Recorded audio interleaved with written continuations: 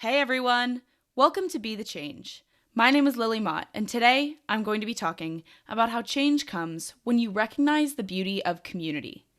My guest this week is Denia Smith, and she is a youth advocate committed to fighting for racial and gender equity. Denia is so committed to her work, and you can absolutely hear it in her voice when she talks about how passionate and committed she is to her activism. So, without further ado, let's get started with this episode featuring Denia Smith.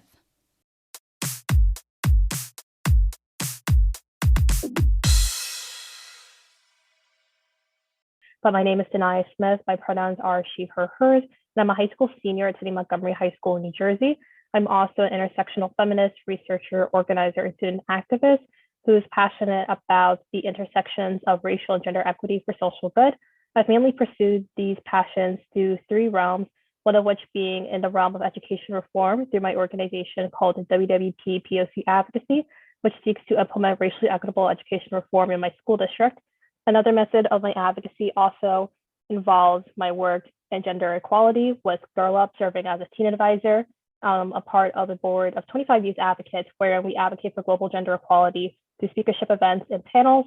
And last but certainly not least, I also engage in research with the African American Policy Forum, where I study the intersections of racial and gender equity as it pertains to Black girls, while also engaging in politics with the High School Democrats of America. Thank you for that introduction, Denia, and I am so excited to talk with you more about all of your work. So to get started, I would love for you to tell me a little bit more about your background and the experiences you had to really get you to this point where you felt like you needed to become an intersectional advocate and you needed to do all of this work. Can you tell me some about what that background was for you? Just tell me some about that story. Definitely. So for me, I believe that my advocacy really got started in 2020.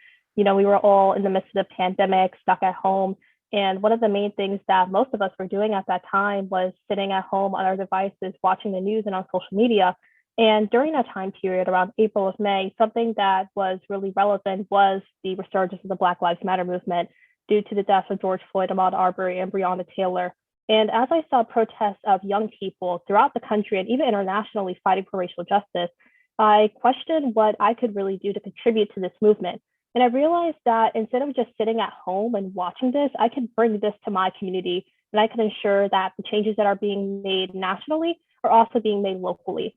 So that inspired me to start a Black Lives Matter march in my community, which garnered 1,000 attendees, where we marched in the street for racial justice, but also encouraged those around us, both students, educators, and community members, to consider how we can take the momentum of the Black Lives Matter movement and translate that into education reform in our school district to ensure that we are implementing anti-racist and racially equitable curricula in which we can educate young people on the values of anti-racism and encourage them to become advocates for social change. That methodology, in a sense, translated into my work with my organization called the WWP POC Advocacy, where we worked within our three committees of policy, education, and programming to implement racially equitable changes that ensure that BIPOC students feel accepted and included in the classroom. Over time, as I continued my work in racial justice with the POC advocacy, I saw that even though these changes were profound and were definitely making an impact, I realized that I wanted to expand my work. I saw so much potential for growth and so much potential to ensure that I can make changes that won't only impact those around me, but those out of my reach. And that's what really inspired my work with Girl Up as a teen advisor, which really sparked my application. And thankfully, I was accepted. And ever since, I've really enjoyed being able to touch the lives of those both in my echo chamber and outside of it. And I always enjoy breaking that echo chamber every day and always learning about new voices and perspectives in this beautiful realm of advocacy. I love how your story started so local and then you were able to bring it up to a national level with your organization and then even to an international level with Girl Up. So I would love for you to tell me more about your work with Girl Up, actually. I am a big fan of the organization and the work they do. So can you tell me some about your work as a teen advisor? Of course. So working with Girl Up really involves me both speaking on different events and panels pertaining to gender equality and their intersections, and also working internally alongside other teen advisors to review partnerships that Girl Up has, and also providing general advice on how to direct Girl Up and ensure that the organization is effectively advocating for girls throughout the world and is fully ensuring that we are fighting for gender equality in all their intersections. So as an example, some events that I've had the honor of working on during my tenure has been speaking at Girl Up's Global Leadership Summit this past summer on the importance of intersectionality and organizing alongside a couple of other teen advisors. I also had the pleasure to co-MC Girl Up's first annual Sports Innovation Lab that was sponsored by WWE, where we shared initiatives that Girl Up club leaders were doing throughout the world that pertained to increasing equity and equality of girls in sports. I am so glad that you were able to be involved in all of those initiatives and to be a part of that community. So, I would love to ask you now a little bit about the intersectionality of your activism. Some of the young people I've talked with on this podcast have discussed that it can be really difficult to balance, or also sometimes really natural to balance, intersecting issues in their activism. And you are both a gender and a racial equity advocate, and I would love to get your thoughts on the intersectionality of your work. Do you find it challenging to balance, or just kind of tell me your thoughts on that side of your work? I think youth organizing advocacy pertaining to intersectionality is definitely a difficult task. I mean, personally, being both Black but also being female, my advocacy pertains to both the Black experience and more particularly the experience of the Black woman. And trying to advocate for both causes equally and at times combined can definitely feel overwhelming. A lot of times it feels like you have the weight of the world on your shoulders. And at times that can certainly lead to burnout through the initiatives that I work on, both through the POC and also with Girl Up. But I think one of the benefits of organizing within a community is that that weight doesn't fall on you alone. You always have your team and those around you to always circle back and to elevate yourselves and to collectively push forward together for change. And I think I especially experienced that as a Girl Up Teen Advisor, where I think one of the benefits of that program is that you never feel alone when you're advocating for change. You can always consult a TA from another state or from another country to ask how they organize for an initiative, while also ensuring that they're taking care of their mental health and making sure that they themselves feel okay within their work. So to answer your question, definitely advocating for intersectionality is definitely an overwhelming task. But I think one of the benefits of doing so is that when you organize it collectively amongst others, you're always able to, I guess, bounce back, for lack of a better word, and to effectively advocate for change to the beauty of community. I think that's such a wonderful way of looking at intersectionality, and I really appreciate you sharing that point about how your activism is reflective of your identity, and that, of course, fuels your passions for the issues. So I would love to know, do you have any words of wisdom or maybe really great advice that you've heard that you try to live by? Does anything like that come to mind for you? Definitely. So this is actually going to be a little bit of a flashback, but when I was in middle school, when they would play the morning announcements, something that the principal, or if not the principal, then teachers would always say before they closed the morning announcements was to make someone's day today, and at times, if not me, then who? And I think those two mantras definitely followed me throughout middle school and also in high school, in the sense that I knew that through everything I did, whether it was something small or something huge, that I not only wanted to make someone's day, I wanted to ensure that I was leaving an impact on the lives of others. But I also view that through the perspective of, if I don't stand up and advocate for change, then who else will? In the case of education reform, if I won't stand up and say that our system needs to change, we need to ensure that our curricula is more inclusive, then who else is going to do that? And I think that definitely pushed me throughout high school to always stand up and use my voice to disrupt narratives and also to enact change, even if it seems scary at first. I love that. And those are definitely some ideas that I think about a lot as well. So thank you for sharing those. So, with your activism and the work that you're doing, what are some of the changes that you're hoping to see in the future?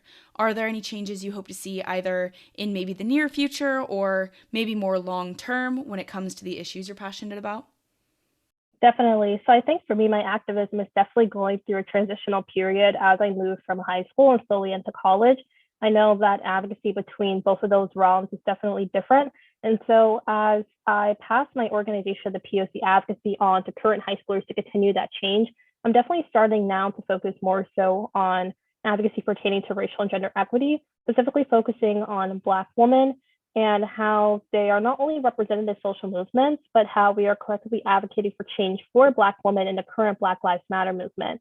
Through my research with the African American Policy Forum's Young Scholar Program, which I did this past summer, I actually discovered something pertaining to intersectional visibility, which is pretty much detailing how Black women at times are kind of obscured or not really fully acknowledged in the larger picture of racial justice pertaining to Black Americans.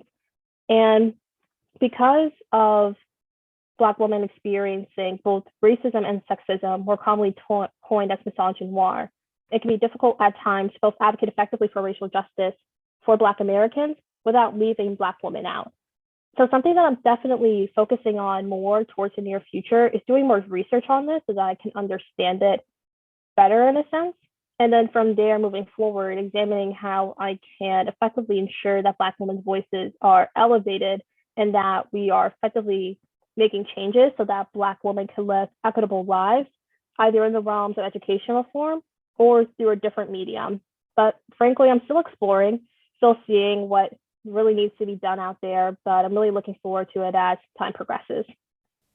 That's so interesting. And I'm so glad that you talked about continuing your education and continuing to learn more about the issue because that's definitely something that we can all do a little more of. And so I completely agree with you there. I have one last question for you. Lots of young people, particularly college students, high school students, want to create change and they want to make a difference, but they may not know how or maybe where to get started.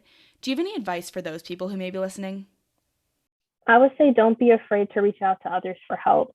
I think something that definitely helped me when I got started with activism was reaching out to others in my community and finding a mentor and pretty much someone that could guide me as I navigated the realms of change. And so I think networking, even like online with LinkedIn or even connecting with people in your own community, while it can be scary at first, I think it's definitely important to organize collectively in the community. We're starting out alone, and doing so can definitely help young people in pushing for change and doing so effectively collaboratively. But another thing I would also say is to never feel like you're alone, which kind of connects with the latter in the sense that when I first got started, going back to what I said earlier, it does feel like the world is on your shoulders. I mean, the plight of our current world is kind of evident. We have large injustices in the realms of race and in economics and in climate change. There's so much happening in the world. There's so much inequalities. And at times, it feels as though world leaders are looking at young people and is like, you guys will be the generation to change this. And the young people are like, yes, we can do it. We will change this. We will fight for change. But at times, it can feel overwhelming. Like, how are we supposed to do this? How can we effectively fight for change? At times, it feels like the world is on our shoulders. And to that, I would say to young people trying to get involved in social justice amidst what frankly is a climactic period in our world, to know that you're never alone, that there are so many other advocates and organizers that are out there that are doing the work and are just getting started. And they would be more than happy to help you and guide you and teach you how to organize and fight for change in your communities. And so overall, my primary advice would be to not be afraid. And even though it does seem overwhelming at times, to know that there is a large community of supporters that are collectively and persistently supporting you and helping you and encouraging you to get involved in this collaborative fight for equity and change.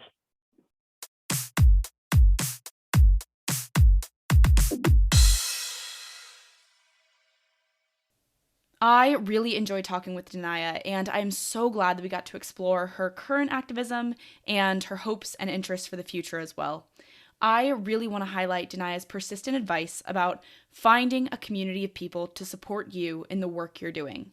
I think her advice applies to activism because it's so important to have people there supporting you and standing by your side and making change. But I think community is also so crucial in other aspects of life as well. Whether it's at school, or maybe in the workplace, or on a team, or anywhere else, it's so valuable to have a community to support and be there for each other. So much more can be accomplished with a network of support, and we can all follow Denia's advice to find that network, because change comes when you recognize the beauty of community.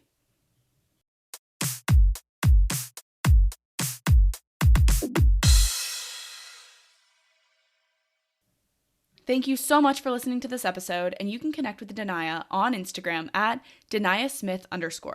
If you want to talk about anything I mentioned, please reach out to me by email at lily@bethechangepodcast.org or on Instagram at bethechangepodcast.